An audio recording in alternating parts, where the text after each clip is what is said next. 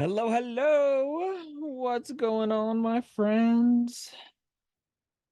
Right. We got the party started. Sorry, I'm a few minutes late. Just getting organized here. As you are joining, make sure you change your chat settings to everyone and let me know where you're watching from.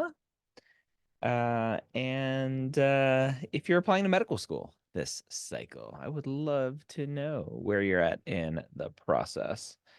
Let me open up my chat. Houston, San Fran, New York, Virginia, Fort Worth, Canada.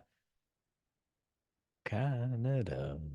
Jersey, Jersey, Jersey. Santa Barbara, Sacramento. What's going on, my friends? Welcome, welcome, welcome. Colorado in the house. Awesome. Hello. Take off my shoes. Like I don't need my shoes on anymore. Usually don't wear shoes in the house anyway. Uh I am standing up today, not chilling on my seat. We're gonna talk about all about a personal statement today. This is one of my favorite workshops that I give. It is how to intrigue medical schools and get an acceptance without needing perfect stats. And really, this whole workshop is built around how do you tell your story in a personal statement. If you've been to this workshop before, great. Thank you for coming again. It's the same workshop I've done a few times now. So no new surprise bells and whistles, but I'm excited to chat about it. As I bring open some things here. I'm ready to rock and roll. Is this going to be recorded? Of course. It's always the most important question. Fargo. Hello, Carmen. Hello, Varsha.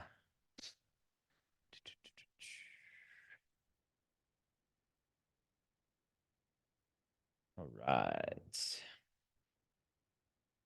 Let's rock and roll. Hello, NECA's iPhone, Alyssa Clark. David, depending on MCAT next month, LOL, when you'll be applying. Awesome. All right, let's start. So again, this is a workshop I've done a few times now.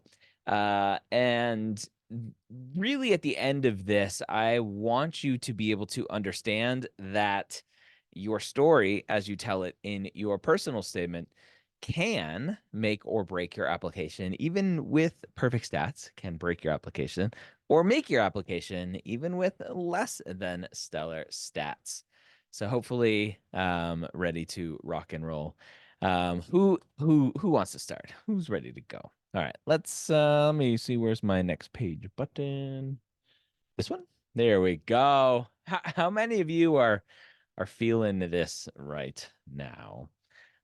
This pain of being a pre-med with self-doubt, comparing yourself to others, insecurities. How many American Idol watchers are out there? There was a top 24 American Idol singer that basically has a song about being a pre-med. It's all about self-doubt and not being enough and all of that good stuff. It was a good one. Um, so I'm assuming especially for those of you getting ready to apply this cycle.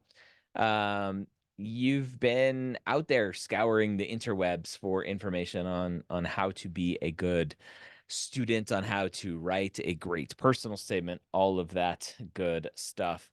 The first thing I want to say is that if you've struggled to figure out what to do as a pre-med, or even if you've been rejected from med school before, that's normal. It's completely normal. There's a ton of conflicting advice out there, unfortunately, and it can be very confusing.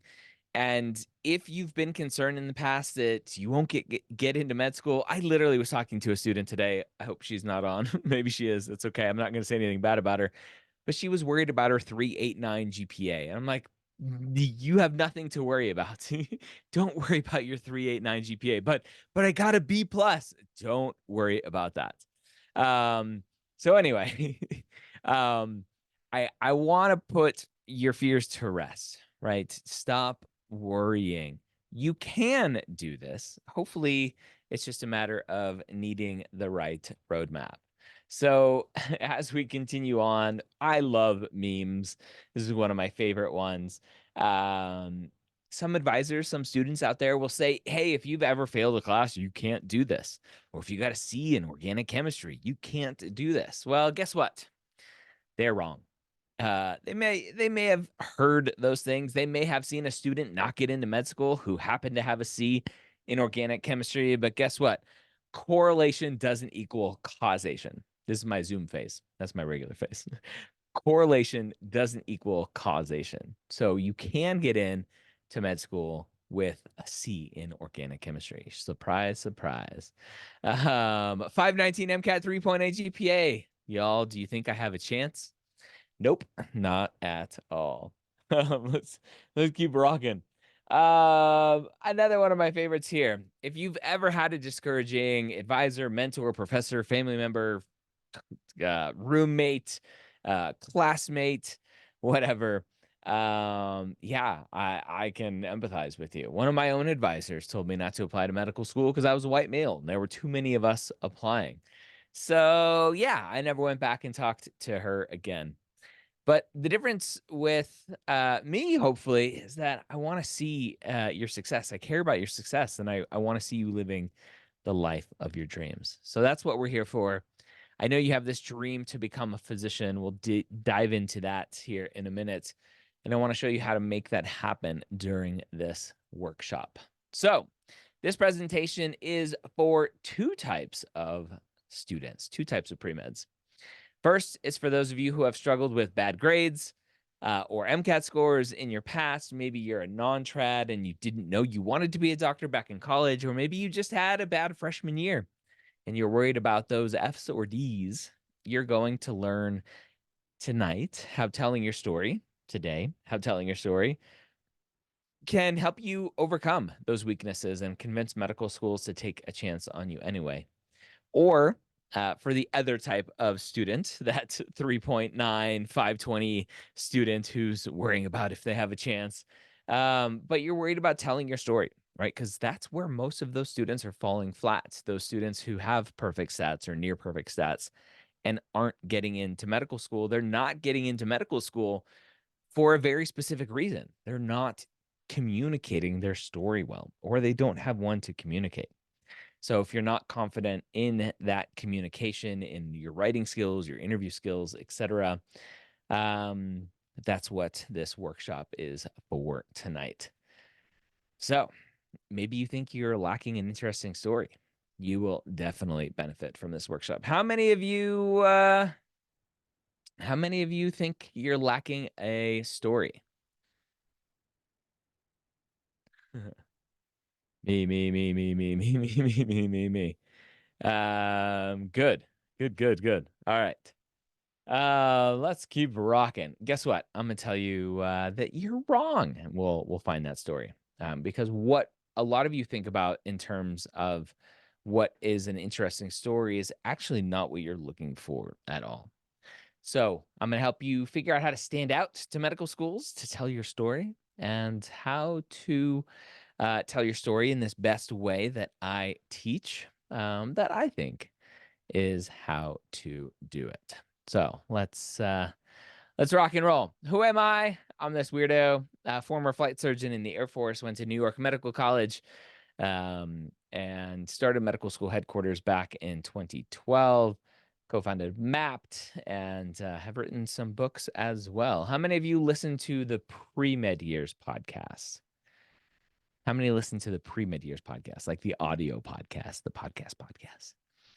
Awesome. How many of you watch YouTube videos of us or of me? Me. Yep, yep, yep, yep. Awesome. All right. So I've been hosting the Pre-Med Years podcast for many, many years now. Coming up on 528 guy traumatized me. I bring up the 528 guy all the time. For those who don't know, that is it's a future. I have a slide in the future that has a picture of that thumbnail on it.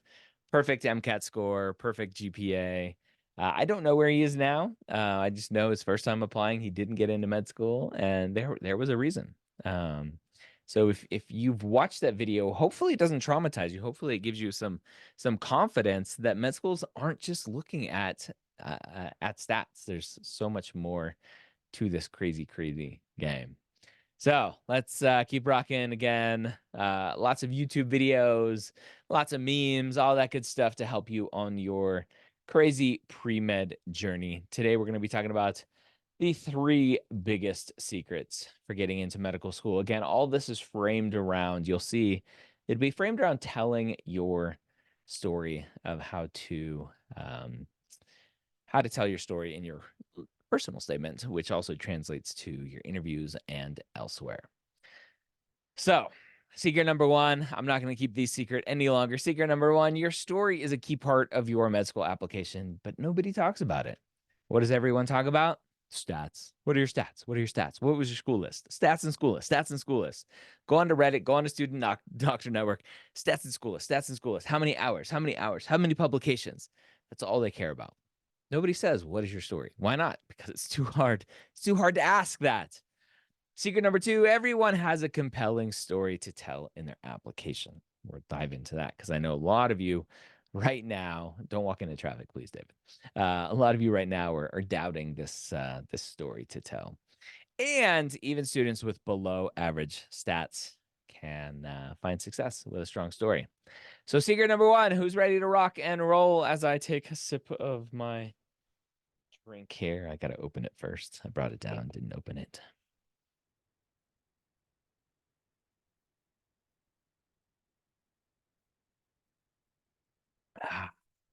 SDN and Reddit.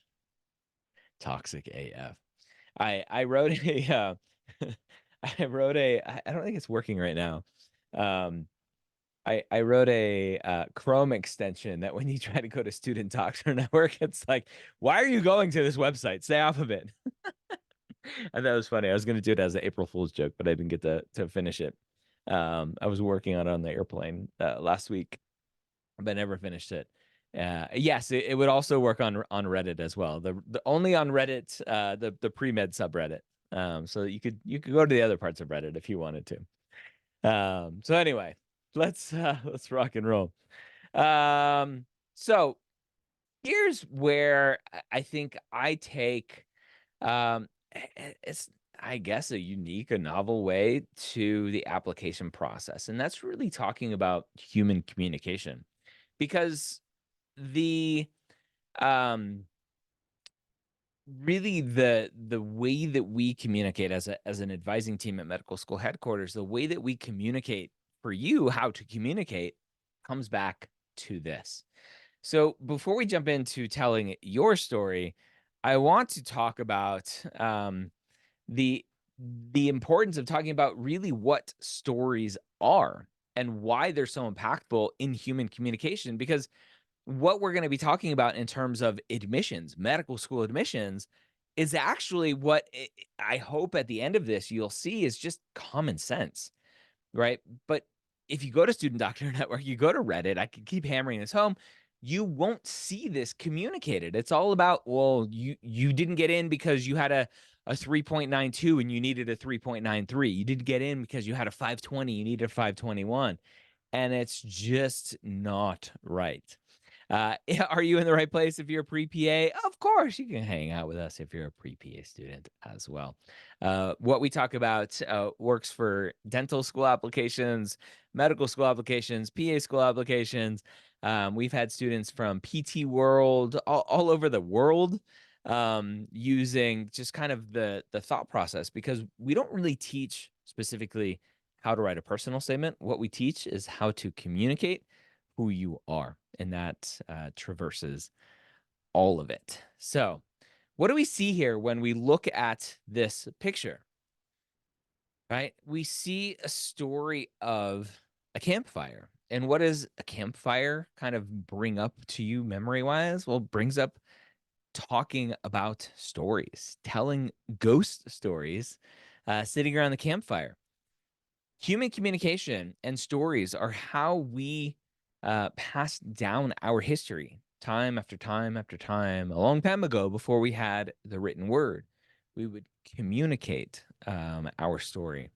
And really, at the end of the day, that's what the medical school application, if in my mind, should be, is a communication of your story. And too many people think that the medical school application is a communication of my skills. So it's not a communication of skills, it's a communication of story. And that's what we're going to be focusing on today. Yes, sitting around the campfire, the start of a horror story. All right. So a lot of this came to me, and I started to appreciate the power of stories when I first learned about the hero's journey. If any of you have taken any sort of like screenwriting, directing, storytelling courses, you'll learn about the hero's journey, because really at the end of the day, the hero's journey is what storytelling is all about. If you watch movies, and we'll talk about um, Superman, Star Wars, Matrix, any of those movies follow the same kind of arc for this hero's journey. And when we look at that, that's really at the core of communicating what we're going to be doing today. So I love it. AP Language Lit coming back. Yeah, Sam. No, let's not do it. So here's my question to you, right? If storytelling has been central to human communication for thousands, tens of thousands, hundreds of thousands of years, how could it not affect medical school admissions? Right? To me, it's just common sense. And this is where I said I'd bring that thumbnail back. 4.0, 528. This kid only had, unfortunately, he was even a Gator, which is my alma mater. Any Gators in the house? He was a Florida Gator. He only had one interview with a 4.0528. And a lot of people will see that and they'll freak out and go, well, if that student couldn't get into medical school with a 4.0 and a 528, how am I going to get in? And that's really the heart of all of Student Doctor Network and Reddit. If that person couldn't do it, how am I going to do it? And I want to remind you that this should give you encouragement that it's not just about stats, it's about story, right? So I hope what you take away from watching these application renovation videos on YouTube, if you just go to applicationrenovation.com, I hope it gives you some encouragement that even with amazing stats, if you don't have a story and you're just leaning on your stats and you're just saying, hey, I'm smart enough, you should accept me, that doesn't work. It doesn't work. So don't lean on your stats, tell your story. Right? I was talking about Neo from the Matrix, right? Imagine Neo or Luke Skywalker didn't have any backstory. You didn't see any of their struggles in the movie. They were just the strongest, most invincible person, and nobody could touch them. That would make for a very good movie, would it?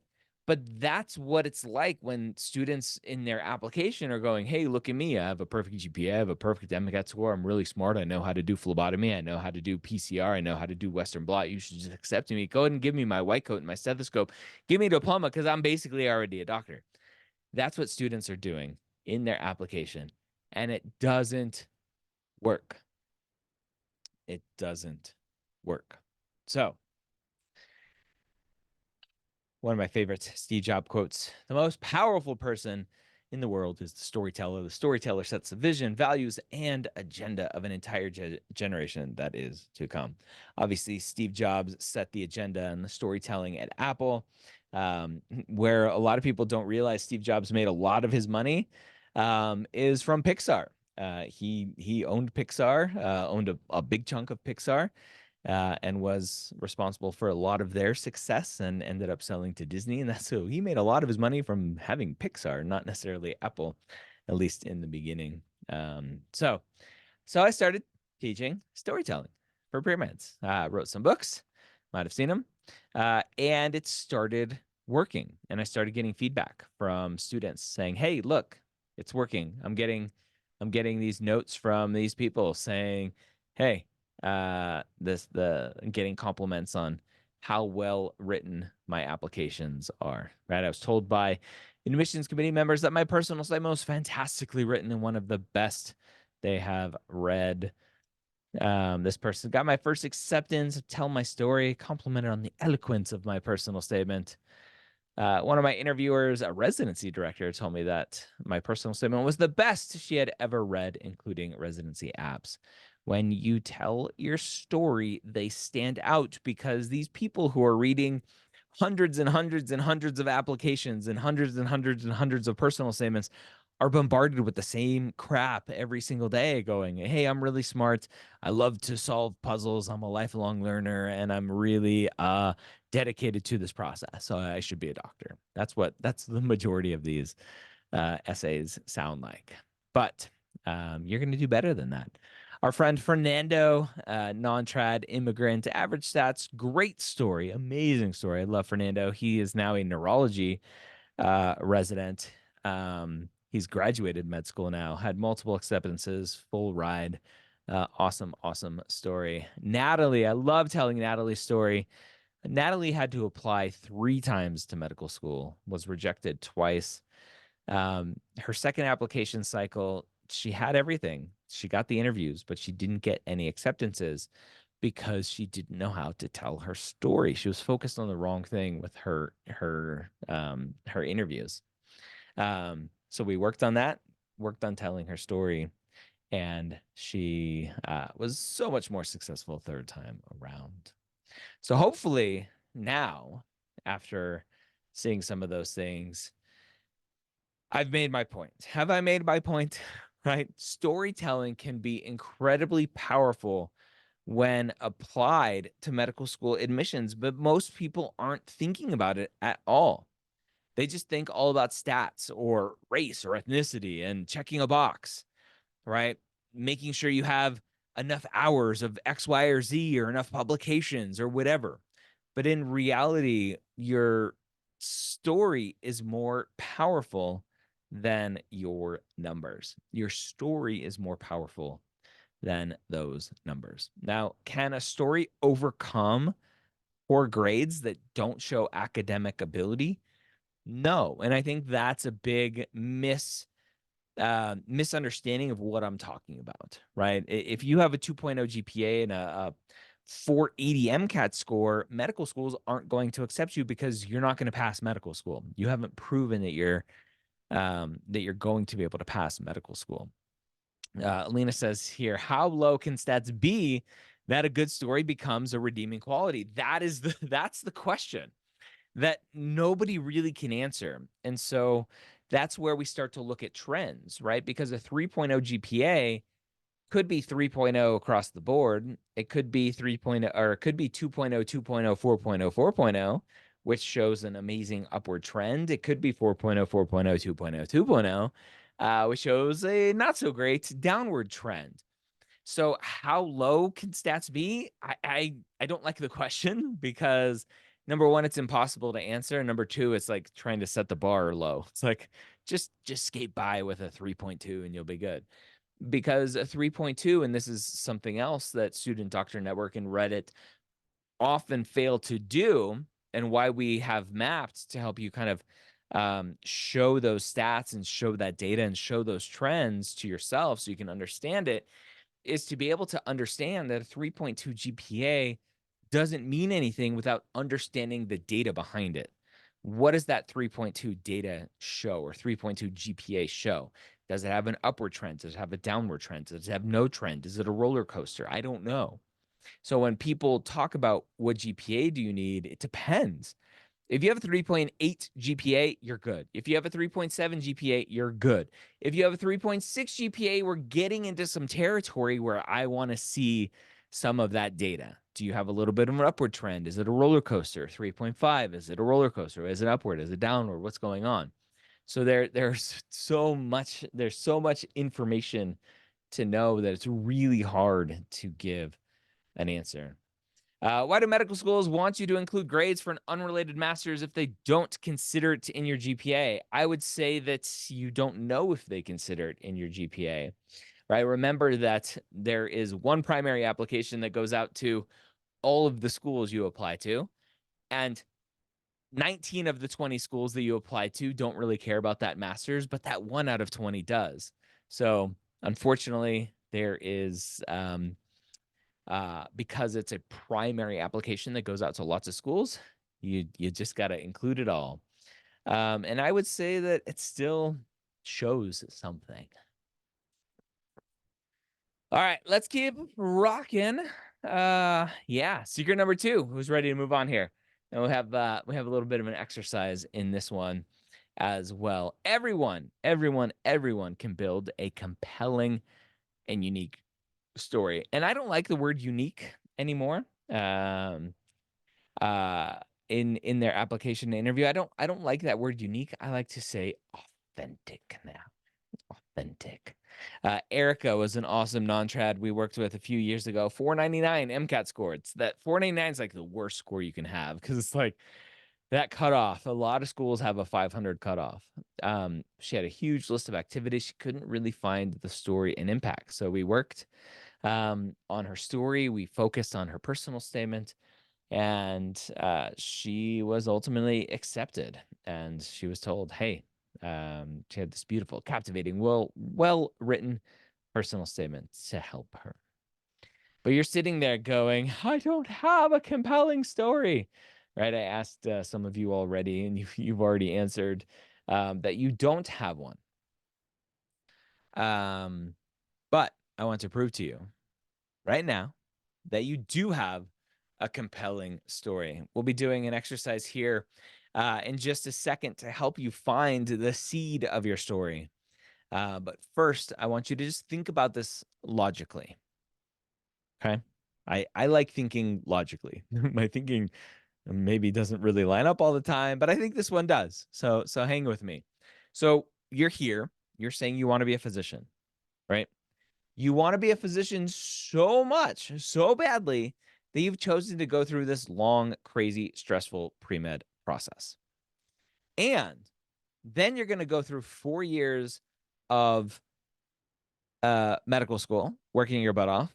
And then you're going to go do at least 3 years of residency where you're working up to 80 hours a week in the hospital, sometimes 100 hours a week in the hospital for essentially minimum wage. And then I feel like that what's that dude, where's my car? No, and then fellowship for many of you as well. And you're here telling me you want to do all of that work in order to be a physician, but you don't have a compelling reason why. Now, I know some of you are here because mommy and daddy want you to be a doctor. Maybe culturally you're supposed to be a doctor or whatever. But the far majority of you here have a reason why. You either just think it's not good enough, you think it's too common, you think it's cliche, or you just haven't thought about it. So I want you to think about this, right? In order for you to even decide to go through this crazy process, you have to have a compelling reason why. You have to have that why inside of you. So even if your story doesn't seem, quote, unique, right, on the surface, it is authentic and real. And that's why I don't like using the word unique. I like authentic and real because your desire to be a doctor is real.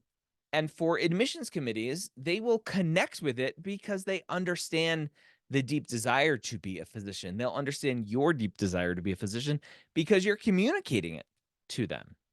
So it's a mistake for you to think that you can't find your compelling story. It exists. We just have to find it and put it into words. And there are a few simple questions that you can ask yourself to find the core of your story and start getting it into words. So for me, telling this story is all about what is your seed and how did that seed get watered? Now, if any of you have this book right here, the Pre-Med Playbook Guide to the Medical School Personal Statement, That's where this comes from. Seed and watering events. I don't know what I was thinking when I came up with seed and watering events. I wish I had a good memory to understand why I decided to come up with that metaphor. But it seems to work really well. Students understand it, and we can dive into those as well. So, what is your seed? When did you first get the idea that you may want to be a doctor? Now, let me rephrase this one because I've kind of reworked this language a little bit. When did you first get the idea that you wanted to potentially explore healthcare? Hmm. Explore healthcare, right? So, a lot of times, for many of you, it's a very common reason. Now, remember, common doesn't equal cliche. Common doesn't equal cliche. Um, a lot of times it's because you were sick or injured, a family member was sick or injured, um, and you were exposed to physicians and you realized that there was this career out there where you could make an impact on someone's life or their family's life. And for a lot of us, that is the seed. That was the time where you were like, oh, this is kind of interesting. I think I may want to explore this. Now, did you say immediately right then and there, I want to be a doctor? This is the moment I knew I wanted to be a doctor. No, that's just when you decided you potentially wanted to explore medicine.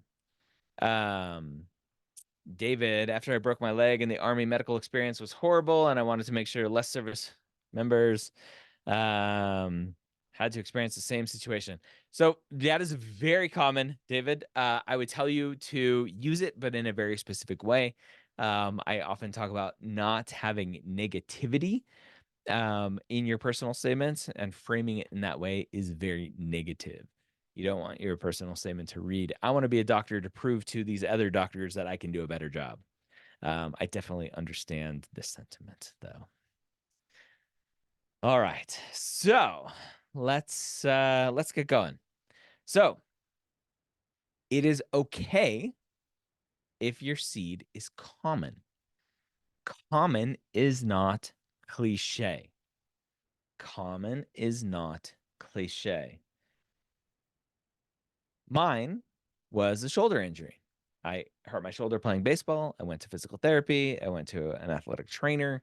I realized I wanted to explore physical therapy. That was my kind of initial exploration of this healthcare world. I grew up with a dad who was a diabetic, who had kidney failure, who was on dialysis. I lost my dad when I was 17 from a hemorrhage. They brain hemorrhage. And so I was exposed to healthcare very early on, my whole life, because I had a sick parent. But that wasn't my seed. My seed was hurting my shoulder and going, oh, this is kind of cool. I think I want to help people get back to the sport that they love. So you have to understand that your seed is not to always first exposure.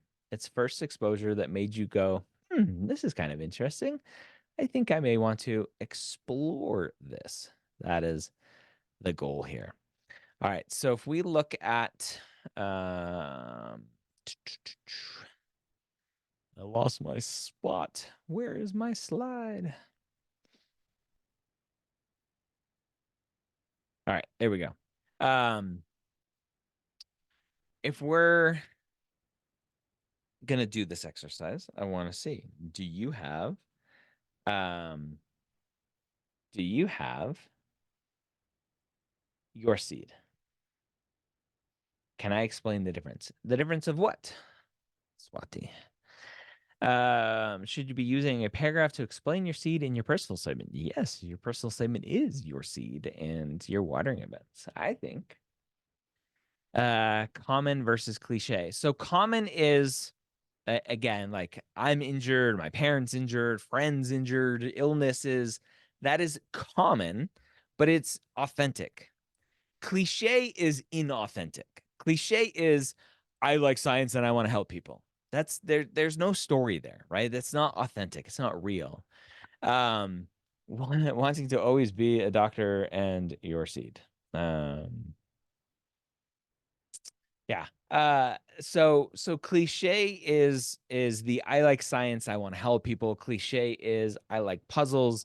Cliche is I really want to do research. Those are the cliche things that really aren't backed by an authentic kind of personal journey.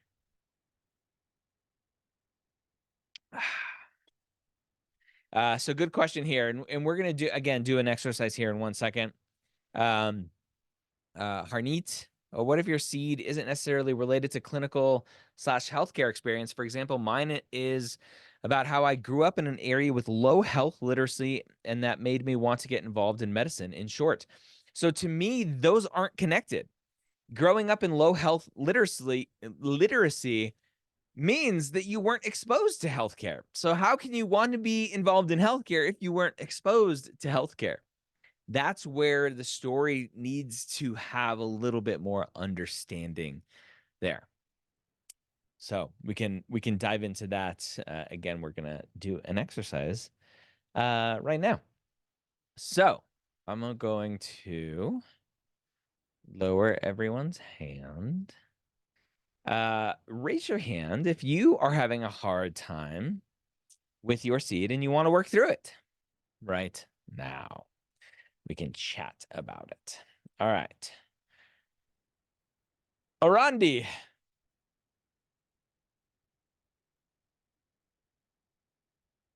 Hello, hello. Yeah. And so raise your hand if you're willing to unmute and come on. Javni? Hi. Janvi? Janvi. Hello. Hello. How are you? I'm good. How are you? I'm good. So tell me, what are you struggling with? I am struggling to figure out like my first exposure because I feel like I've grown up just thinking that I'm gonna like do something in healthcare and Right. like I've had multiple experiences, but I can't like really figure out what like the root cause was. Okay. So hmm let's dive into that. Um, when was your first exposure to healthcare?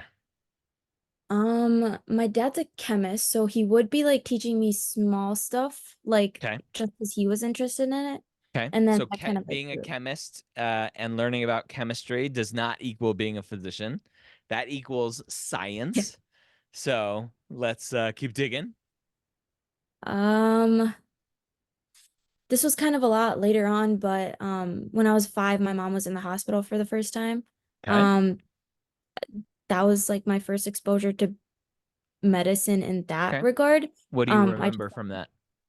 I just saw her with stitches. She was getting a hysterectomy, so she was getting her uterus out. Okay. And then that's all I remember. I just kind of felt awkward. I was really young. I was 5 years old. Mhm. And then from there, I guess I kind of just was interested in the environment. And then I had like cousins in the family that were doctors and stuff like that.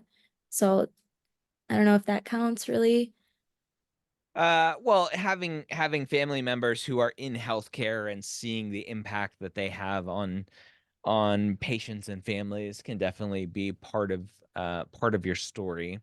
Mhm. I want to explore your mom a little bit more. You said you felt awkward. Explain that a little bit more.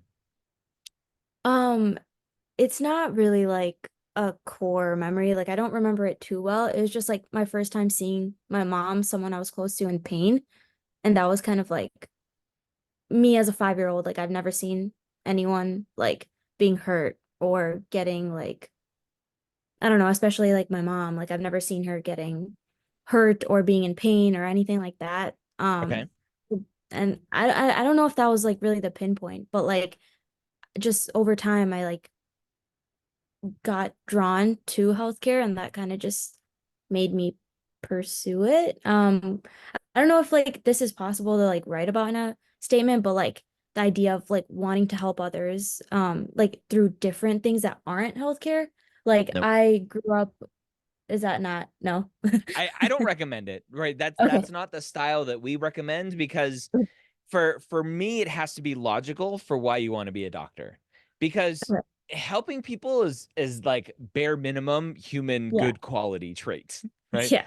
I often I don't know how it's been a while since I told this story, but it was after I started telling kind of the storytelling aspect and seeds and stuff, and not being this cliche, I want to help people and I like science.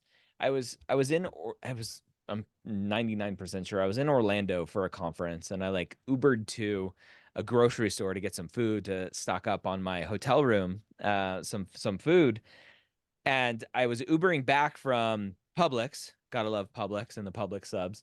And the Uber driver, I asked, I'm like, how are you doing? And he goes, oh, I'm doing great. I'm helping people. And I was just like, yes, yes, thank you. That's something that I'm going to be able to tell students when I'm talking about this whole, like, I want to help people. Like, go Hmm. be an Uber driver. Go again, just bare minimum, be a good human being is helping people. So we have to go further. We have to dig deeper. And for me, it has to be logical Hmm. for this connection. And so, a very common question that we get for a personal statement as well, can I talk about my love of research as why I want to be a doctor? And I say no, because it's not logical. If you love research, go be a researcher. Yes, you can Hmm. do research as a physician, but if you're trying to reverse engineer why you want to be a physician and you're leading with loving research, it's not logical, because at the core, being a physician is taking care of patients, Hmm. right? Yes, research can be involved. And if you're an MD, PhD researcher, physician scientist, obviously it's going to be a lot of research for the majority of those careers.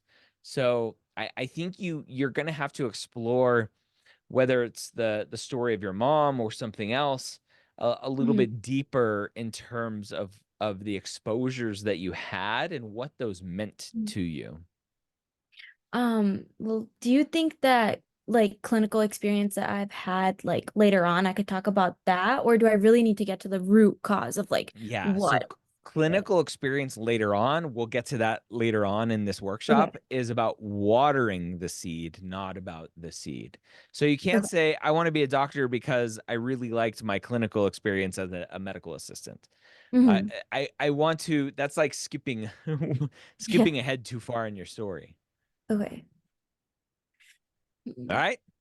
All right. Thank We got you. we got to explore that a little bit more. Alyssa, hello. Hi, How are you? I'm good. How are you? I'm good. Tell me, what is your seed, or what do you think your seed is, or do you not have anything? So, I don't really have anything, but I do have a few things that could probably support it. Okay. Um, so pretty much everyone in my family is in the healthcare field. My mom, my aunts, pretty much everyone. So for me, what made me want to first get into, pursuing medicine was, um, there would be times where, I'll go to work with my mom, she'll take us up there, and, I would see the environment and I would just exposed to, okay, I see nurses coming and I see patients and stuff like that. So kind of just being around that my entire life just kind of like drew me to wanting to pursue a career in medicine. And I also wanted to add, when we're like young, we go to the pediatrician, like to get like a checkup or something. All of that just kind of made me want to do it too. And I don't know if that's strong. Well, I know it's not strong enough as why I want to be a doctor, but that's really where it started for me. So starting for you is, um your seed is your mom was in healthcare, so you would go to work with her. That's what you're saying? Yeah, like she would bring me there or Mhm. anything like that. I would always be Okay. there with her. And what did she do? So she's a registered nurse. So Okay. she just does like general nursing. She takes care of kids, adults, elderly, and she Okay. has her own personal care home. So she would sometimes bring patients home and I would Okay. see her take care of them and that kind of thing. Okay. What is one of the more meaningful examples that kind of stood out for you, that was you were like, oh, like my mom is having a big impact on these people. So one of her patients, I don't remember what condition he had, but it was like it's one of those conditions to where if he doesn't receive this medicine weekly, he could possibly die. So my mom would see him every Thursday, and it was just seeing him come every week, knowing that he's alive, he's doing well, he didn't have any flare-ups or anything like that. That kind of made me say, okay, whatever she's doing, she's saving his life. And if it wasn't for her doing this, he wouldn't be here. So that was really inspiring for me just to see her take care of him every week at our house. Okay. Awesome.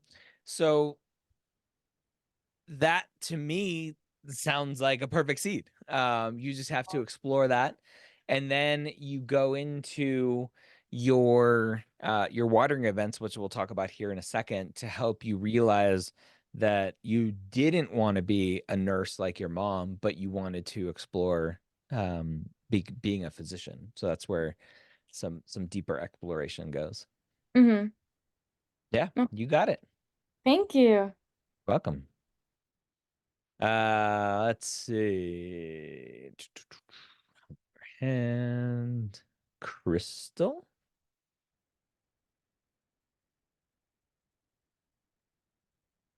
Hi, can you hear me all right? I can. Perfect. Alrighty. So my idea is kind of similar actually to the first person, or like my thought process is similar to the first person, where I have always thought that I wanted to go into medicine. I had a little bit of a rebellion phase when I was in middle school, but we won't talk about that. But I had always known I wanted to go into medicine. And then, and I had always thought, oh, and because I like science, puzzles, like hearing you said everything a few minutes ago, I was like, oh shoot, that was me. But Yep. That's the um, cliche. That's the cliche stuff. yeah, but then right before I went to college and started undergrad, I had a grandparent who is an immigrant and also is my family's from Nigeria. So an African man, he's an immigrant, and he's a lot older. Come to the US for treatment for his chronic illness and felt very neglected by the system, and was very vocal about his neglect. And I wasn't a caretaker because I was a full time student, but being there and hearing his story was really what solidified for me that I want to be a part of I want to be able to use my education and my medical knowledge to give agency to patients and their Yep. illness narratives and their stories. Yeah. But similarly to the first person, the reason why I was hesitant to use that was just because number one, I am a little wary about using other people's stories versus my stories. I have different ways that I've like acted like in my position as a medical assistant or other clinical experiences. I can like elaborate on that idea of agency. But I'm just a little worried, number one, about utilizing someone else's story, even though I was a part of it in some way of being there as a listening ear. And number two, my seed has happened in the past, like that was like 4 years ago. So and it's kind of recent, but yeah, that's kind of my thought process. Yeah. So I would tell you that what happened with your grandfather, right? Yes. That isn't your seed because Mm-hmm. even the word that you used, solidified, to me, you just using that word tells me that it wasn't your seed because Mm-hmm. seeds don't solidify. Seeds are the beginning, Right. right? Okay. Seeds, as the name implies, is there's nothing there to sprout. There's nothing there to grow. There's nothing there to solidify. And Mm-hmm. so I need you to go back, and you kind of just glanced over it at the beginning, uh, but I heard it, right? He was like, "Oh, I've just kind of always thought about going into healthcare." So we have to go, why? And this is where I act like a toddler and go, why? Why? Why? Why? So, Crystal, is that how you pronounce your name? Yes, it's just spelled Crystal. differently. Yep. I figured. Crystal, why? Why did you always know that you were going into healthcare? Yeah, I mean, this is where my answer is very typical, right? Like I've always thought that the body was interesting. I've always been No, but the that's biggest. not true, right? You don't Mm, always think that, It's true. I right? You actually don't you know. came out of the Yeah. womb and you're like, oh, look, you're like, This is amazing. I can move my hands. How does See, this work? I want to know why. but the thing is, quite literally, when I was in preschool, I would hear from my parents different stuff. My parents also wanted me to be a doctor from when I was like 3, so maybe they're making Why? this up. Well, that I don't want to write about that, but there is definitely like among a lot of immigrant families, there's especially coming to the US, like Mhm. this is a job where you can not only actually have an impact on different populations, but also be financially stable. So that was their reasoning since I was a child. But I mean, yeah, I don't know. I mean, for me personally, I think the thing is, I know I said solidify, but I was always kind of like, I'll go into medicine for now. I'll be pre-med in college for now. And if I find something better that I want to do, I'll switch over until my experience with my grandfather. Like that was when I was like, yeah, I don't want to do anything else. Yeah, it's So, still not your seed. That's not your seed. okay. Okay, then yeah. Don't try to trick me up here. I don't No, play you're that good. game. I'm gonna have to brainstorm a little bit more on my Yeah. own then What and do your like parents figure do? out more. But yeah. One is a medical lab technologist and the other is a child behavioral specialist. So both in healthcare. Yes. Okay. So you just kind of glanced over that part. Okay. So you had exposure to healthcare very early on. To an extent. And I wasn't in the hospital very often, I will say, and except for my own checkups, like as a regular yearly checkups. But and I I did want you like to being there explore as that well. more. Right. Yeah, I definitely So did. you're like, oh, it's just like I like the human body. No, you had two parents that were in healthcare. It's true. Yeah, I did. People, it's like so obvious that you're completely blind. It's like right here, and you're just looking right over it, going, I don't see it. I don't see it. No, Okay. that's very true. But You yeah, got to no. explore that some more. So you were exposed to healthcare Mhm. very early on. You understood that there were people in hospitals that your one parent potentially was taking care of from a lab standpoint, and another parent taking care of from a therapy standpoint, or whatever it was that you mentioned. So you need to go explore that some more. Right, right. No, that makes sense. Honestly, I didn't think too much about like how their story played into mine. So I feel like that can definitely be something I dig Yeah. deeper into. So And it's very helpful. and don't get me wrong, I'm not saying that your personal statement is now all of a sudden, well, I want to be a doctor because my dad did this and my mom did that, right? That's not the story. It's the exposure led to interest, led to exploring, led to the solidifying and the experiences that we'll talk about here in a second. Can I ask one more follow-up question, like very Sure. quickly about that then? So then when talk like generally for the personal statement, I know that the whole essay is wide medicines, the whole essay is the seed. But Yep. when talking Well, about like, see, for example, not the whole essay, but part of it. well then I guess that's what I mean now then, like when talking about what began your interest in medicine or why being a doctor, Mhm. then is there space in the personal statement for elaborating on those other stories that I have? For example, when it came to, 100%. because I'm okay, good, because I'm very interested in health equity and I want to talk more about why that is also a huge part of why I want to do medicine. So I will tell Um, you that's not why you want to do medicine. That's what you want to do as a physician. And that is a separate discussion, not for your personal statement. okay. That's Mhm. my point of view. Mhm. I often get lots of arguments from other people going, well, that's not true. And it's your personal statement. You can do with it what you want. But for me, there's a difference between why and what. And health Okay. equity is a what you want to accomplish and what you want to impact as a physician, but that isn't the drawing force to be a physician, because I will argue as a physician that you will make more impact on health equity not being a physician, that you will make more impact joining an NGO, going into policy, going into these other worlds that have bigger impact on communities and not just patient by patient. No, that makes sense. That's very helpful. I actually do want to go into policy along with my MD. That's a different conversation. But okay, Cool. perfect. That is very helpful. So thank you so much. You're welcome. All right, friends, let's move on. We've got plenty of time for Q&A at the end as well, typically, although we're going long today. We're going to keep rocking. If you want more of this, there is awesome, I think awesome, YouTube video. If you just go to premed.tv is our YouTube channel and look for that Finding Your Seed video. It is an awesome, I think, 2 hour session.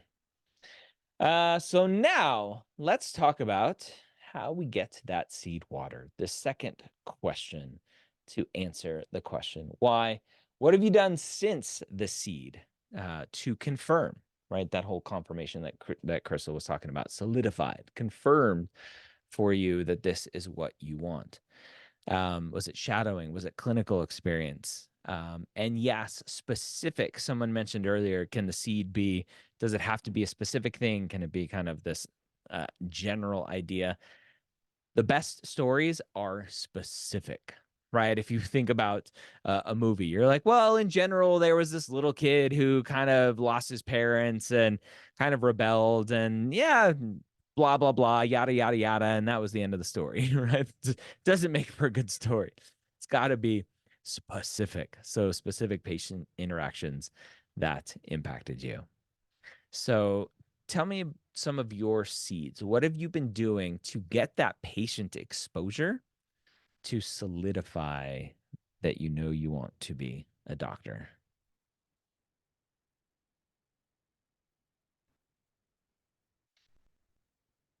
What are they? Volunteering in the ED definitely can get some great patient exposure there. Being a medical assistant, heck yeah. Bone marrow transplant unit, awesome. Working as a nurse, of course, CNA, working in the PACU, paramedic, um, all amazing things. How do you talk about your seed, about how your seed is watered without repeating what you said in the work and activity section? Very common fear. Guess what? They are two different sections. Your personal statement is why do you want to be a doctor? Your activity section is what have you been doing with your time? One is focused on why you want to be a doctor. The other focus is on your activity section is focused in on what have you been doing with your time and the impact that you've had. You are not focused on the same story. You're not focused on the same reflections for each of those. So shouldn't be too bad. All right. So that right there is the start of your personal statement. Now, obviously, there's a lot to do. You still have some work to do to figure out how to tell that story. You need to identify these specific interactions that you want to write about. You need to tell them well. You need to be able to reflect on why those experiences made you want to become a physician. It's typically the number one feedback that we give during our application academy sessions and one-on-one sessions is, hey, like, why? This doesn't tell me why. This just tells me what you did. Excuse me, what you did. But if you've gotten this far, you have a kernel of what can become a strong, authentic personal statement that tells your story. And this also is a core part of why medicine for your interviews. My head, cut it off. It's a core part of your why medicine for your interviews as well. So hopefully you realize now everyone can build a compelling story in their application and bonus your interview. So let's jump into secret number 3. And then we'll jump into talking about Application Academy for a second and then do some Q&A. Shadowing is not considered watering. I don't like shadowing as watering for one specific reason. I'll talk about this here in a second. Shadowing is passive. And when students generally talk about shadowing in their personal statement, it's generally from a standpoint of, I saw Dr. Smith do this. I saw Dr. Smith do that. I saw her do this. I saw her do that. And I want to be like Dr. Smith. Therefore, I want to be a doctor.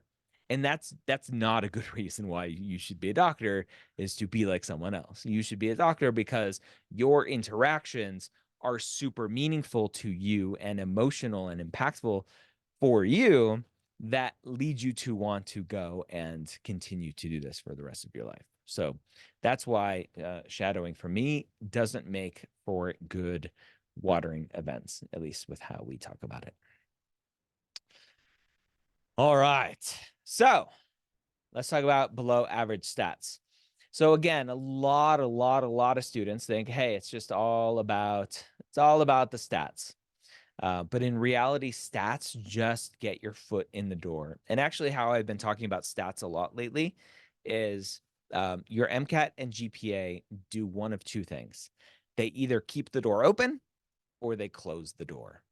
That's it. They keep the door open or they close the door. Once that door is open, now let's go talk about the story that you're telling. So you have to be able to have a compelling why, right? If you have great stats, but you can't communicate who you are, you're likely going to have some trouble. As we saw earlier with the 528 4.0 student and many other students, not to just pinpoint that student, but it's an easy one because it was perfect stats. You don't see many of those. And that person only got one interview. Only one interview. Gotta go a little bit higher. Only one interview. So you have to make sure that you have something that backs up this story. And it's not just, hey, look at me, I'm really smart and I work hard. Because this is what's going to happen. You're gonna get hit by a taxi. Hopefully not literally. Let's talk about NECA here for a second. I have a couple fun stories here. NECA, 2.7 GPA before a post-bac program, had to take the MCAT 3 times, got a med school acceptance after working on her application with me. And yeah, it's rocking and rolling. I should check in with her. She's probably in residency now. Oh, definitely in residency now.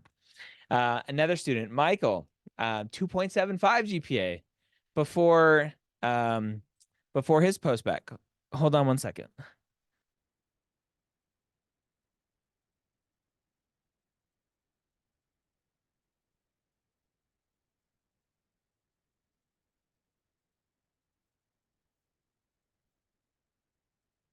Sorry, I'm back. Got distracted. Hold on one second.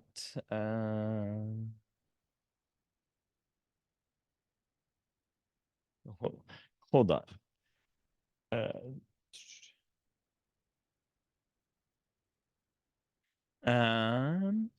Anyway, NECA,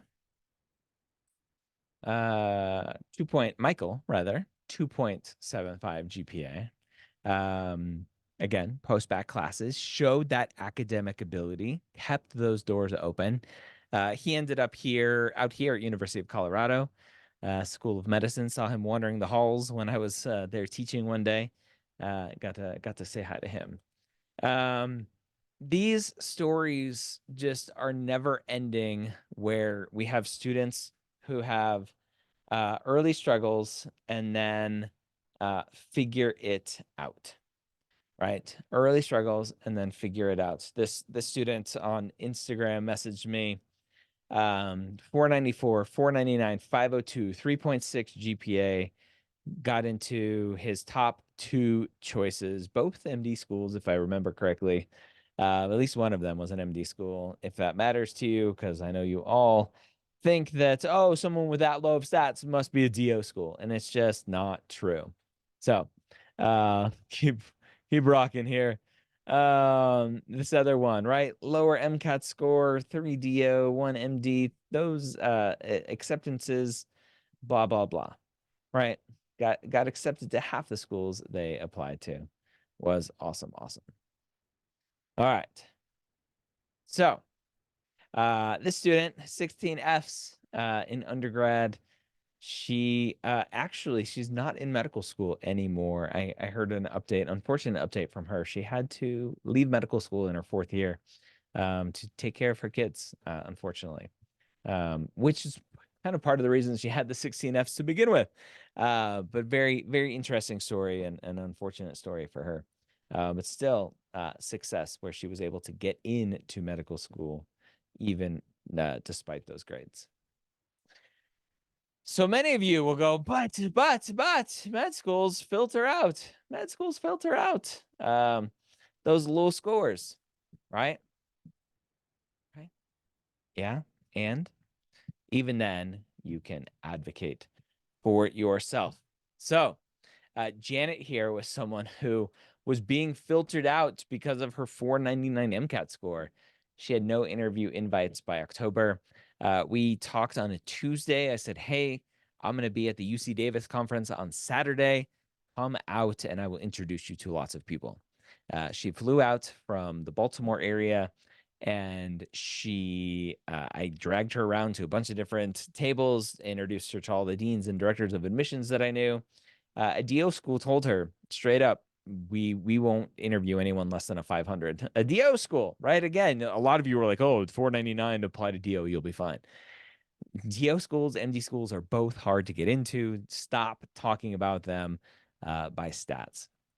She ended up getting 2 interview invites and 2 acceptances because she advocated for herself. Our friend Erica that we talked about earlier, again, 499 MCAT score was holding her back. She was able to reach out to a school, was sent an interview invite the next day, and was ultimately accepted. So even students with below average stats can find success with a strong story. Even students with below average stats can find success. So imagine if you learned how to harness storytelling for your application.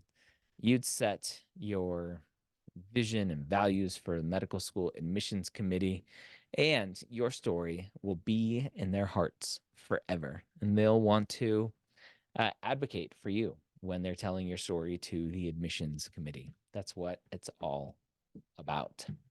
So hopefully, you understand now that you can get into medical school too. So if you were able to follow the same exact advice I gave to all of these successful students in writing their personal statements and interviewing and putting together, crafting their applications, and if you followed the step-by-step methods that allow you to find your compelling story and tell it well, and if you had guidance from someone, lots of people who's interviewed dozens of deans of admissions of committees, and advice from former directors of admissions and admissions officers, do you think you could be successful too? I would hope so. I want you to know that you can do this. And I'm sure you're not a perfect applicant, but guess what? No one is. And med schools don't want perfect. They don't want one of a kind student. They want to see who you are. They want interesting, passionate, authentic people. So I think a lot of you potentially are feeling like this dog right now, giving you lots of information, hopefully lots of inspiring pre-med success stories.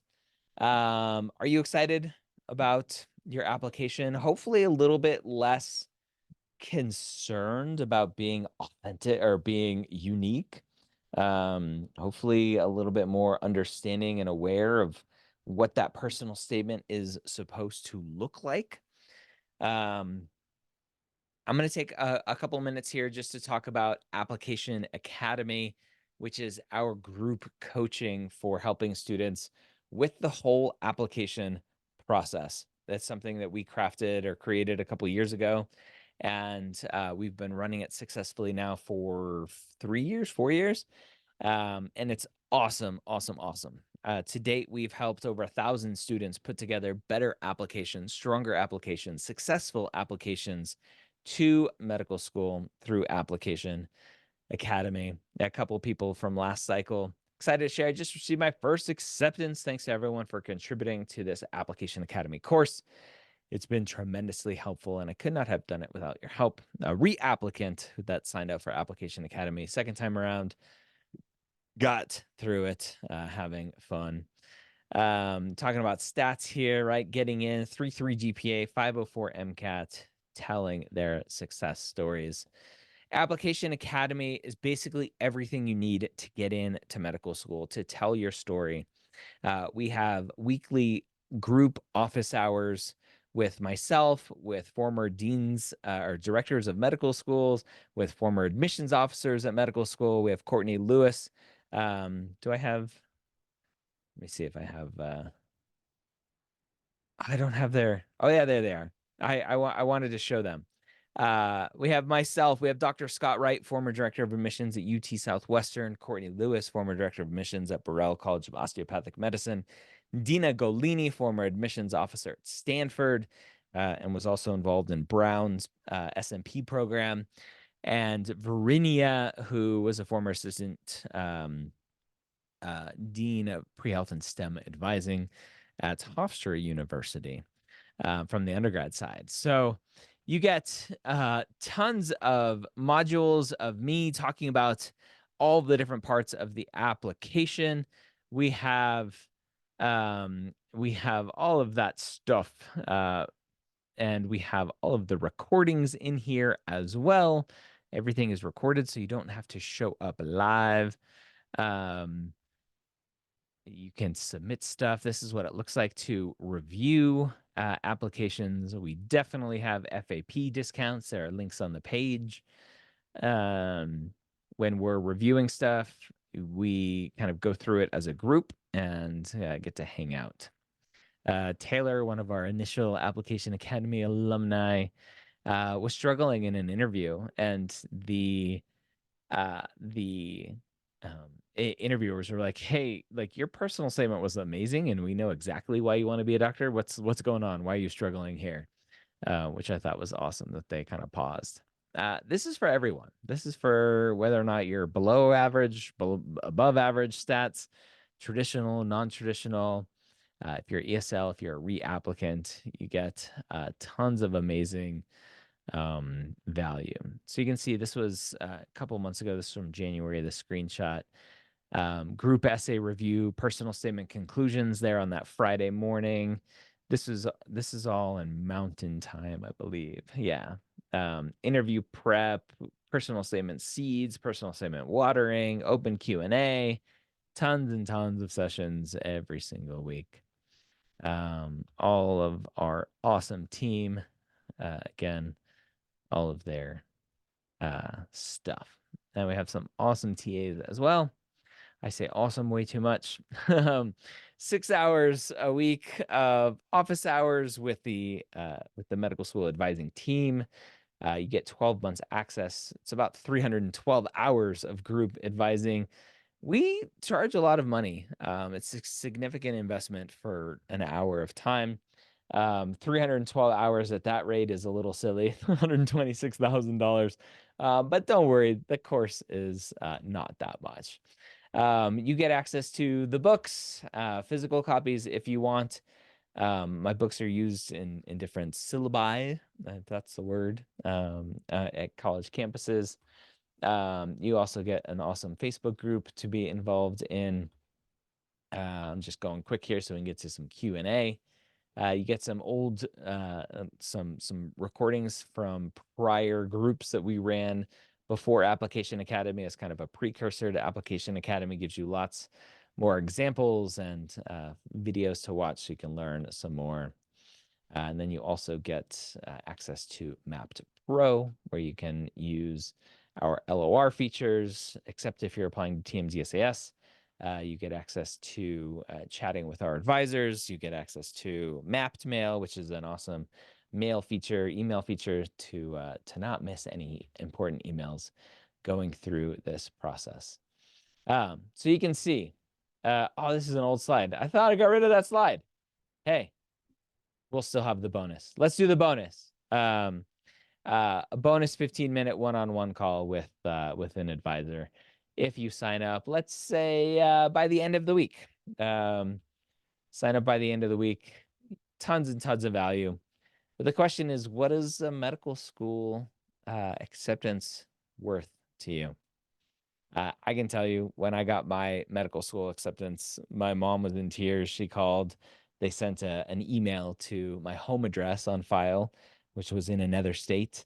And she called. I'm like, oh God, who died now? Because that's was most of my life. Like, people called crying as though someone died. But she started reading the email, or the letter rather, snail mail that came in, giving my acceptance. I would have given anything for that. So if you could have a med school acceptance land in your email inbox tomorrow, if you could get that phone call tomorrow, what would that mean to you? Obviously, the course doesn't cost $6,700. We do charge, again, a lot of money for advising. These are one-on-one prices. You get the same people in a group setting for $499. I don't think we've updated the page just yet. And again, I I I'm using the wrong deck because this still has the old coupon code on there. Ignore the coupon code. The price will just be $499. You won't need a coupon code, or 4 monthly payments of $125. So $499 for all of that. Again, someone asked, I think Crystal, you asked about FAP, and you can go do that.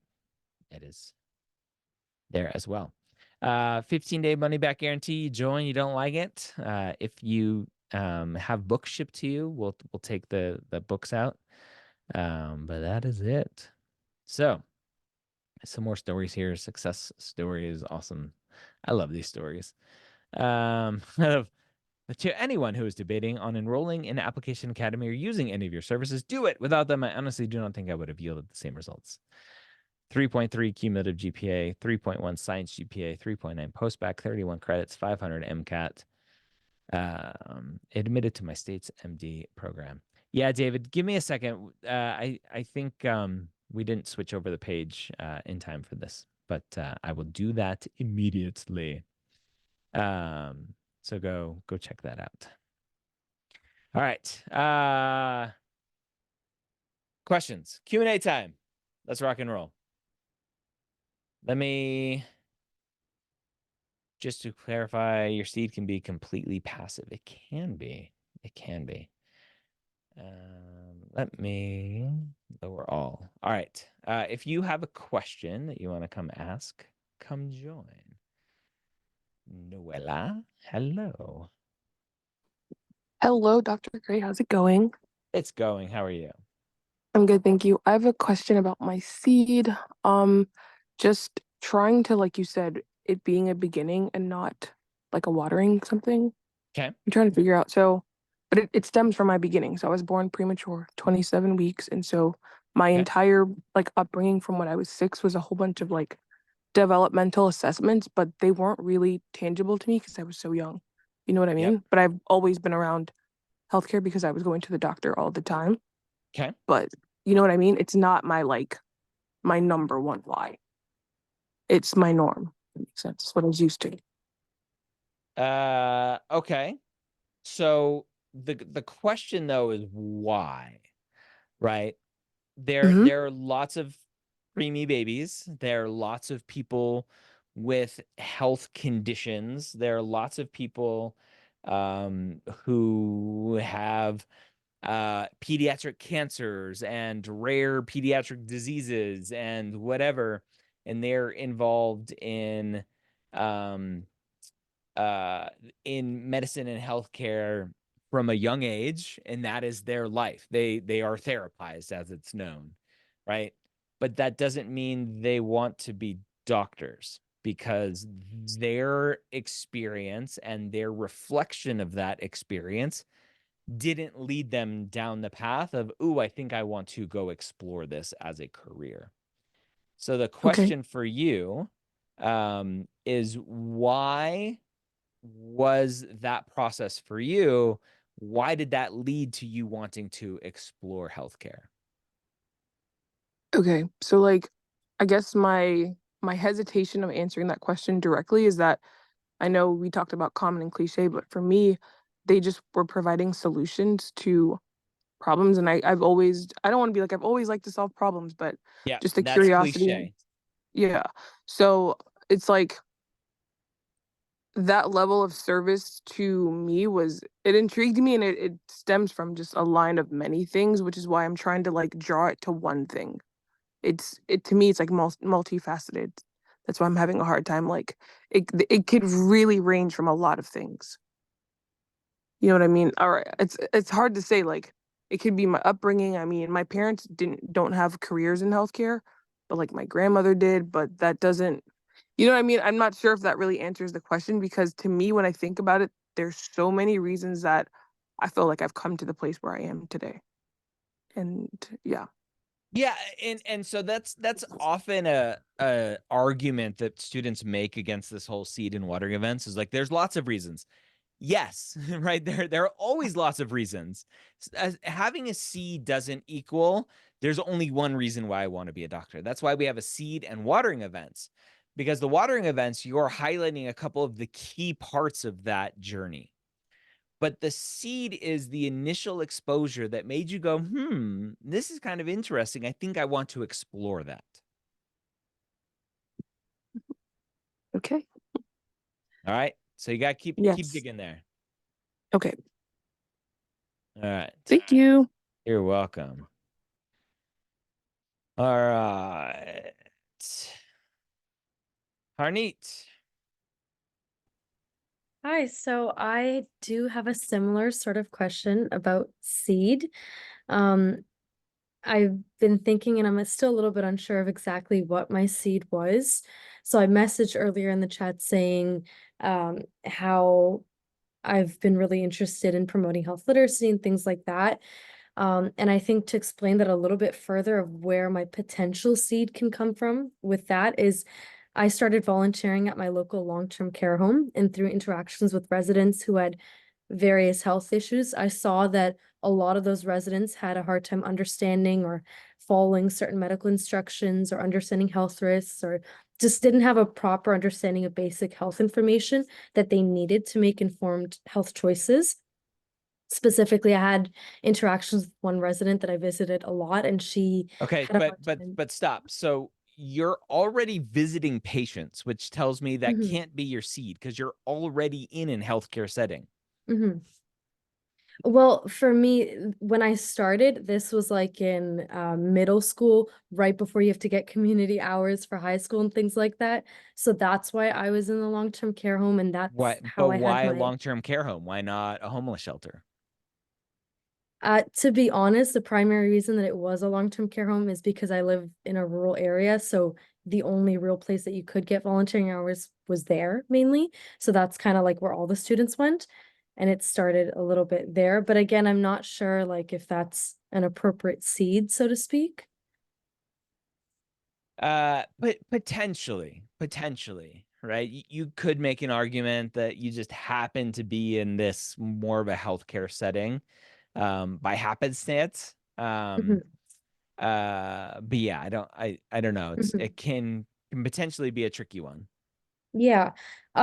Well, I mean, I guess maybe going back a little bit further of seeing a similar sort of thing in my family. Like my grandfather has Alzheimer's, and years ago when it was first starting to develop, uh, we had a hard time understanding it, like having a little bit lack of resources in our community, things like that. That also pushed me towards wanting to learn more about medicine and learn to bring that home and help.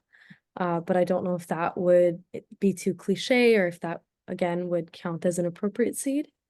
So there's no such thing as appropriate seed, right? There's what is your authentic story.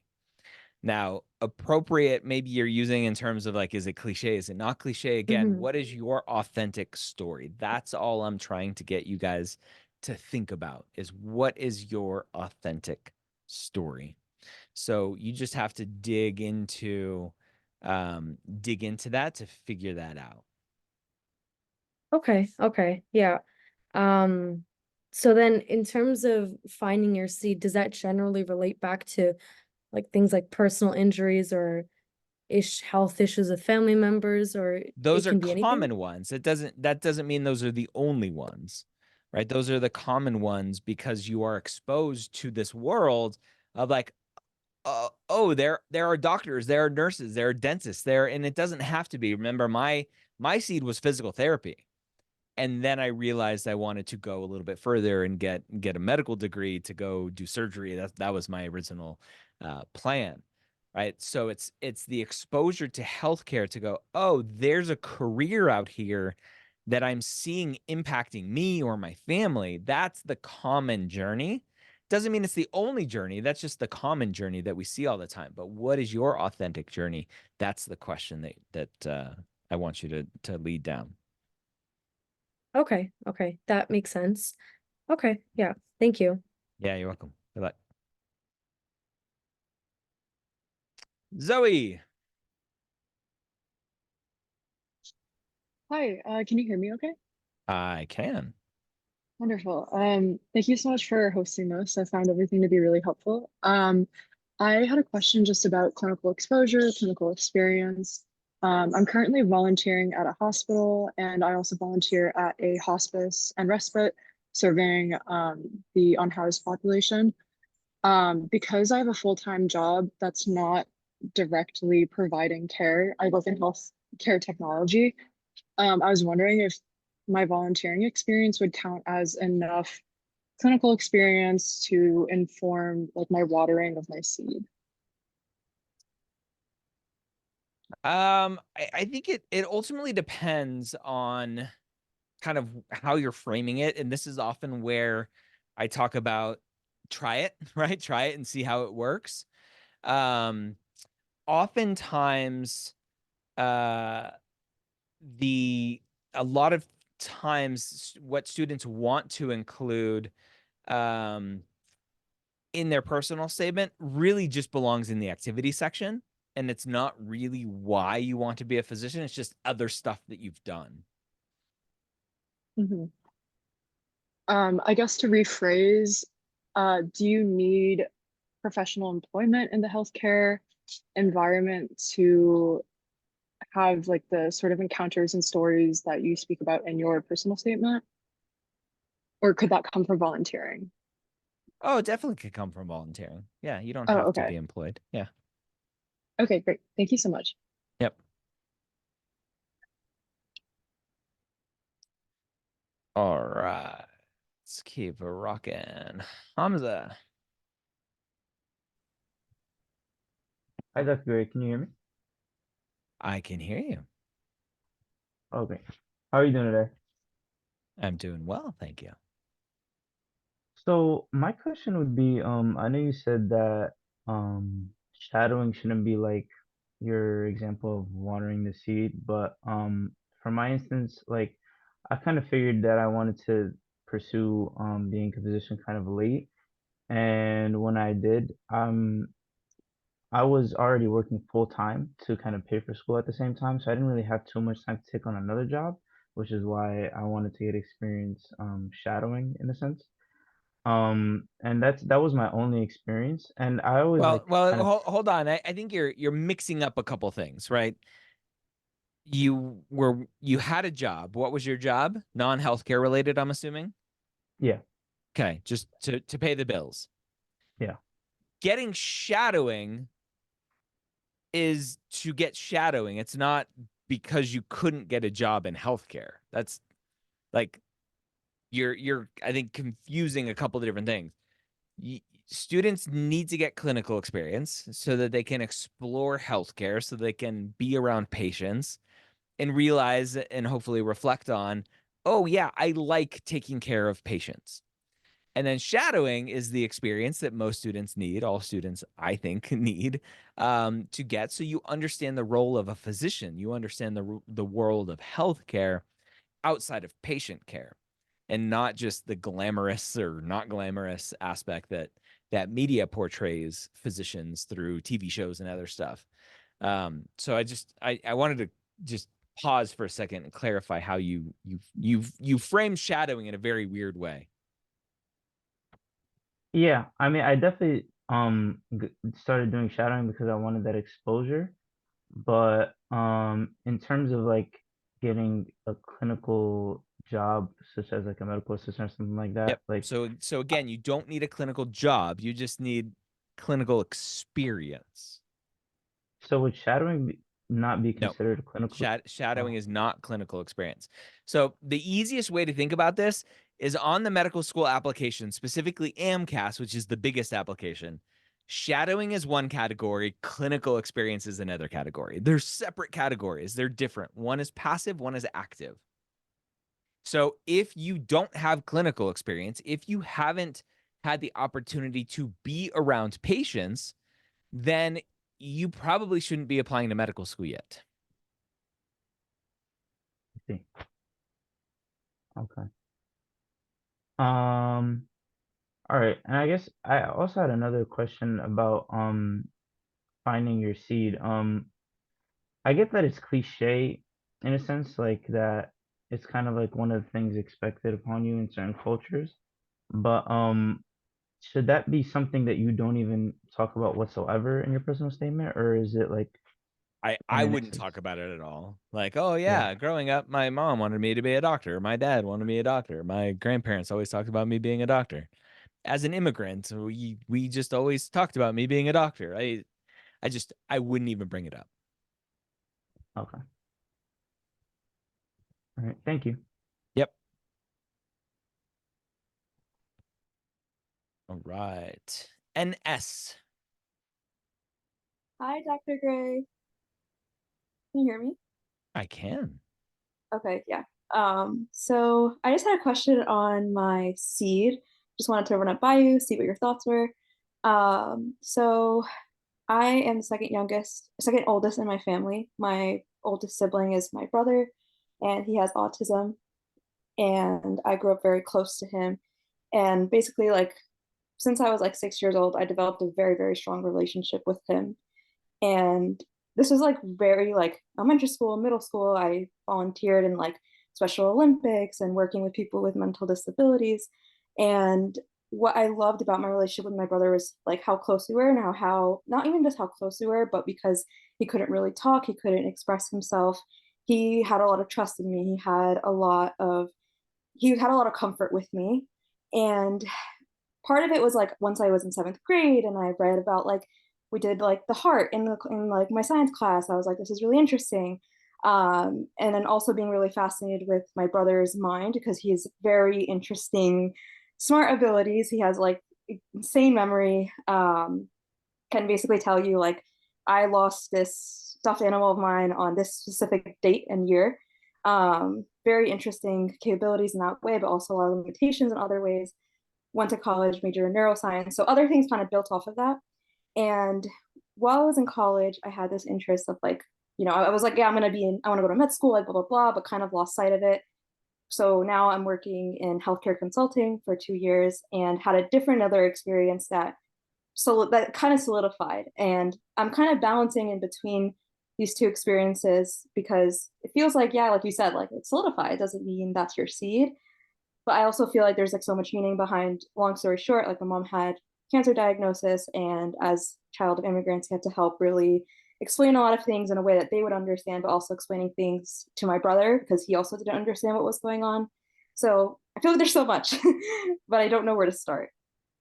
Where you start is just writing a bunch of stuff down and trying to figure it out and having conversations maybe with your parents about or early conversations around potentially healthcare and taking care of your brother and supporting him. I think ultimately you're going to have to reflect on the fact that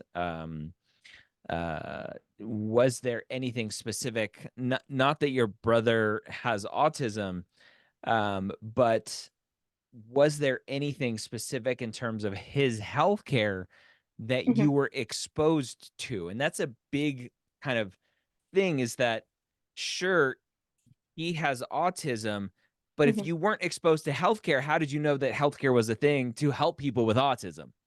Right. And so Right. that's the connection where I go to, let's just take a step back and look at things logically to help tell this story. Okay. Okay. I see that. So kind of more about like why, like how did you know that healthcare would be something that could help someone like my brother would be like a good thing to like dig into. Mhm. Okay, cool. Thank you, Dr. Gray. Yep.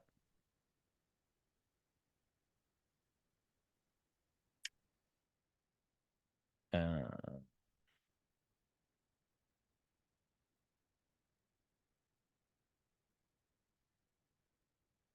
Sorry, just type in that response. Mariah, hello.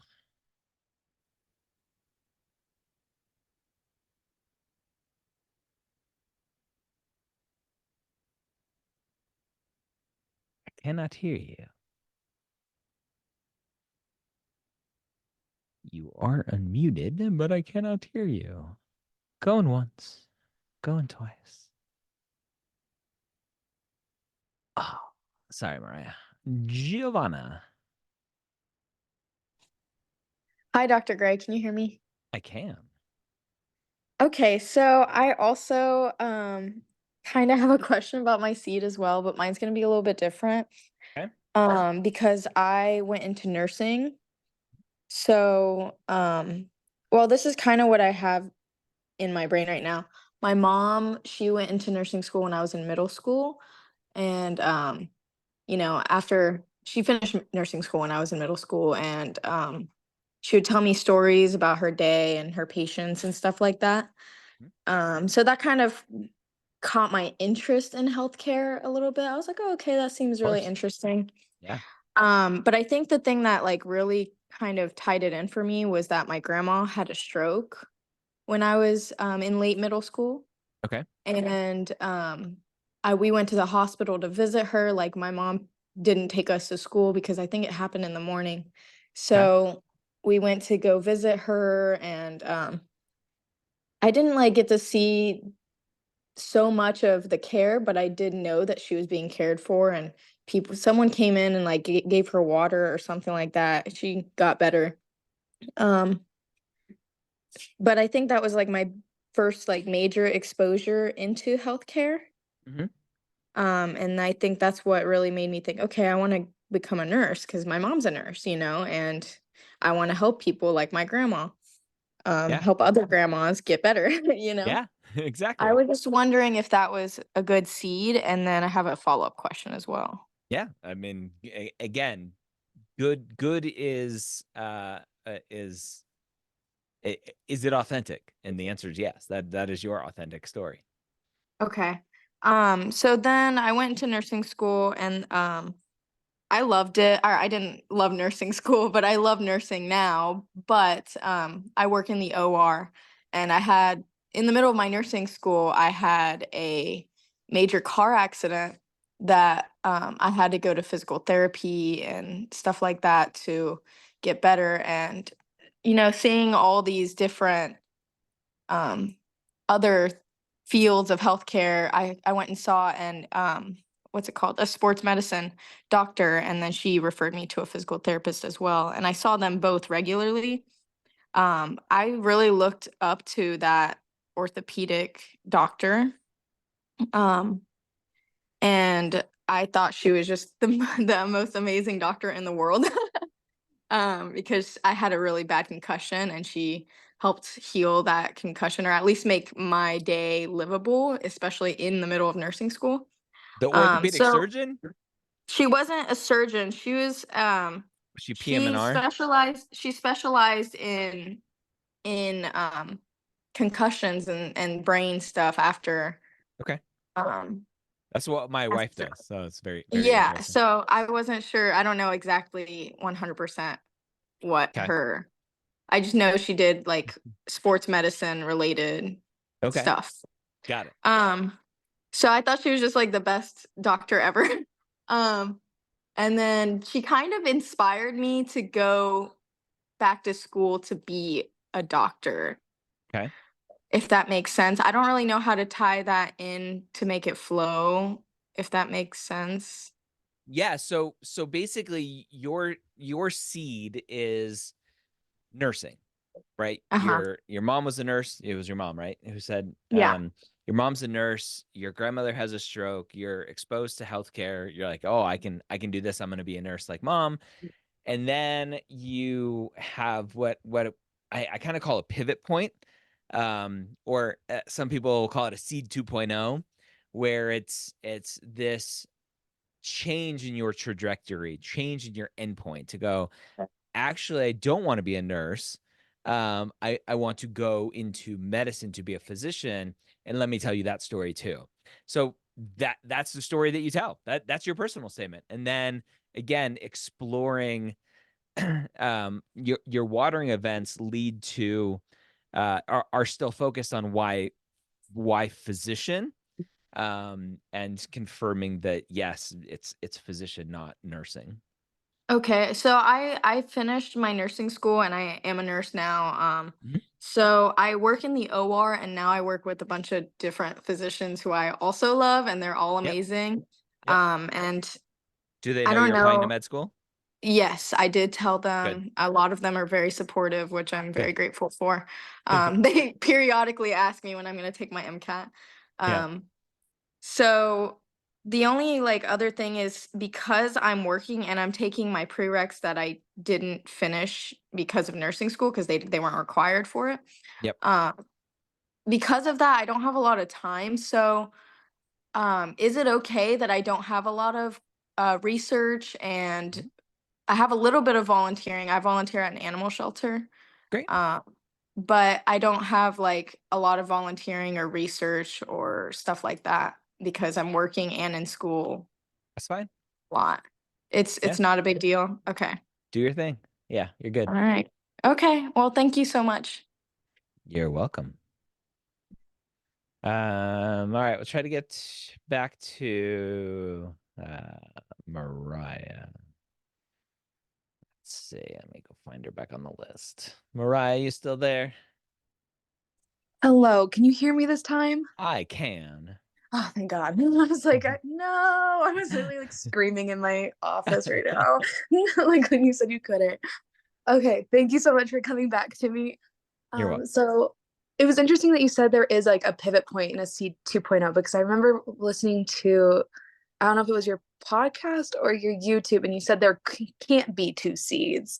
And I Yeah, was so like, it's different. I think I have to. Yeah, so that specific scenario where there's this pivot point is not a second seed per se, right? It's just a change in trajectory where a lot of people are like, I have two seeds. What they mean is that they just have two really impactful experiences, but one of them is the seed. Okay, because I'm kind of lost on what my seed is. I right, think I know what it is.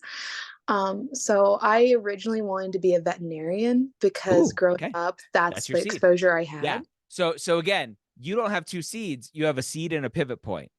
Okay.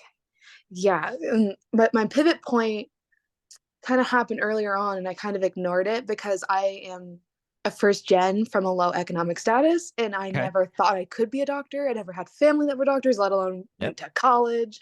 Yep. And it wasn't so I wanted to be a veterinarian because I had that exposure and I liked healing animals, so I knew I liked medicine. Yep. And then I decided I was going to prove the people in my high school wrong and go to college.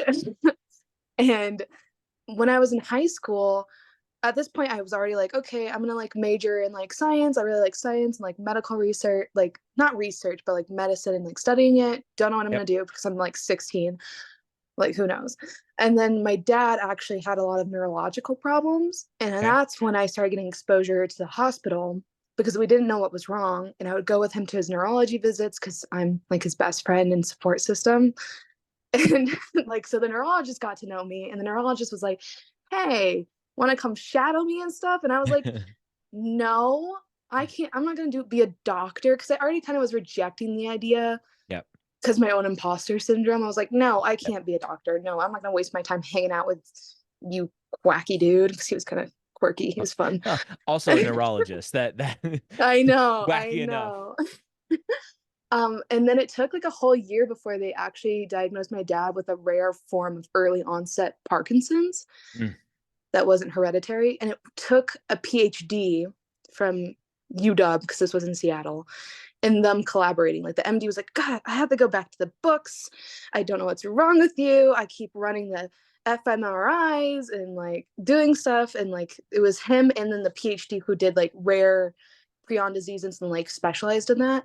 It was them collaborating that helped him get a diagnosis. And that's when I was like, oh, research is really important for medicine. I may not be a doctor, maybe I'll be a veterinarian, but I can always like impact the world with research. And so that's when I went into undergrad, focused on research.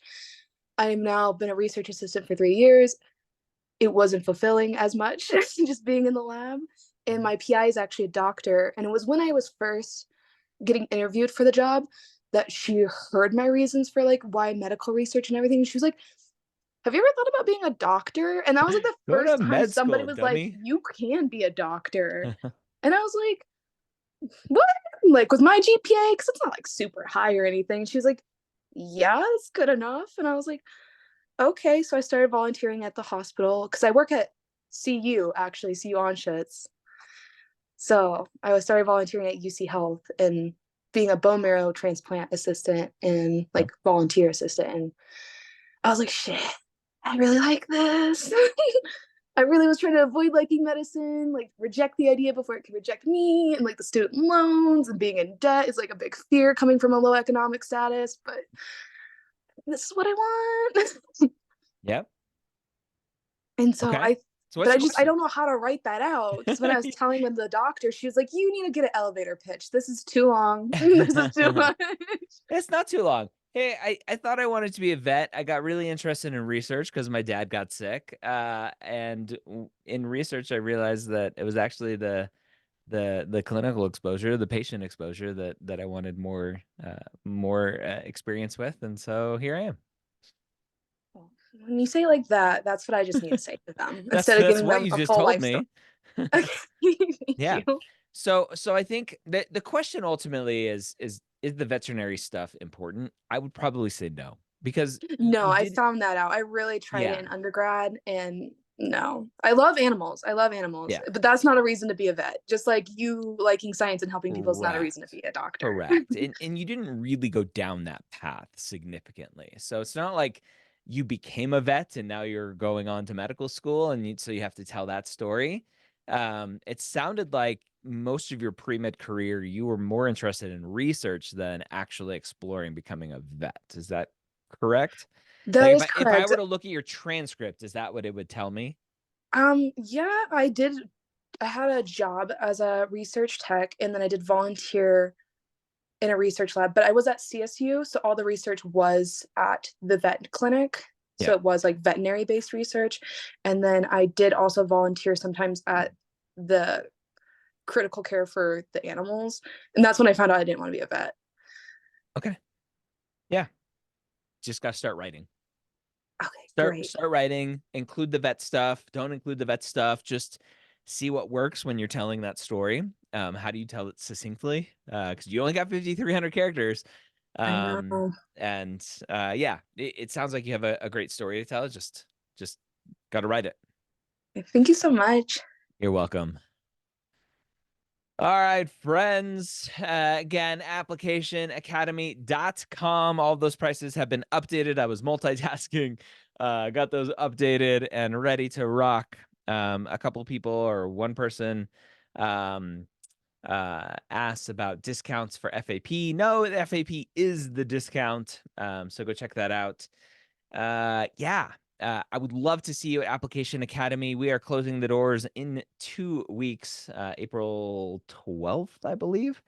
We're closing the door. Next week, we have another workshop all about the medical school interview. It's actually a workshop I haven't done in a couple years. I don't know why.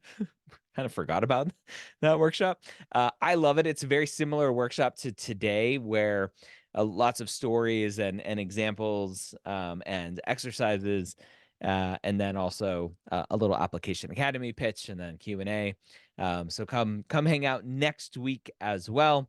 And then Application Academy, I'd love for you to check it out.